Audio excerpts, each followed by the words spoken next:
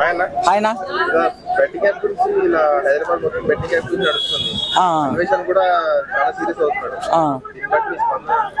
హైదరాబాదే కాదన్న మొత్తం అంత 2 తెలుగు రాష్ట్రాల్లోనే గట్టిగా నడుస్తుంది బెట్టింగ్ యాప్స్ గురించి. ప్రెసెంట్ టాపిక్ ఏం లేకపోవడం దాన్నే హైలైట్ చేస్తున్నారు అందరూ కలిసి.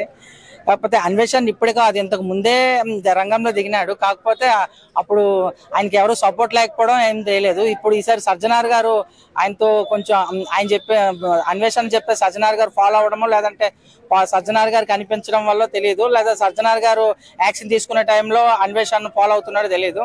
దానివల్ల ఇప్పుడు బెట్టింగ్ యాప్స్ అయితే 2 రాష్ట్రాల్లోనూ కొంచెం హైలైట్ టాపిక్ గా ఉందన్న.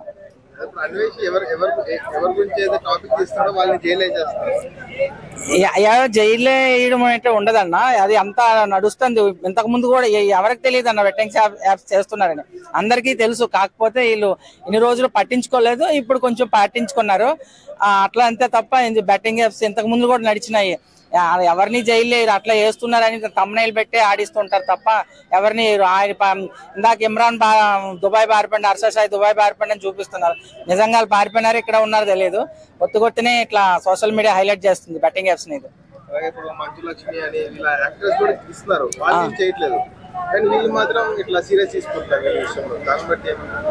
యాక్టర్స్ 100% ప్రతి యాక్టర్ కి ఒక అడ్వకేట్ ఉంటాడు. అడ్వకేట్ చెప్తేనే యాక్టర్స్ చేస్తారు. ఎందుకంటే అడ్వకేట్ లేకుండా ఎవరు ఏ లీగల్ అడ్వైజర్ లేకుండా ముందుకెళ్లారనమాట. ఎందుకంటే వాళ్ళు బెట్టింగ్ యాప్స్ మీద డిపెండ్ అవ్వలేదు కదా, వాళ్ళ ప్రాపర్టీస్ మీద వాళ్ళ సినిమాల మీద అవుతారు. సో ఎలాంటి యాడ్ చేయాలన్నా ఎలాంటి చేయాలన్నా అడ్వకేట్ లీగల్ అడ్వైజర్ తీసుకొని చేస్తారు. ఇక్కడ వీళ్ళు కూడా అట్లనే చేశారు. కాకపోతే ఇప్పుడు అందరూ ఒకేసారి రావడం వల్ల యూట్యూబర్స్ అందరూ మరీ కొంచెం మంది ఘోరంగా ప్రవర్తిస్తున్నారు.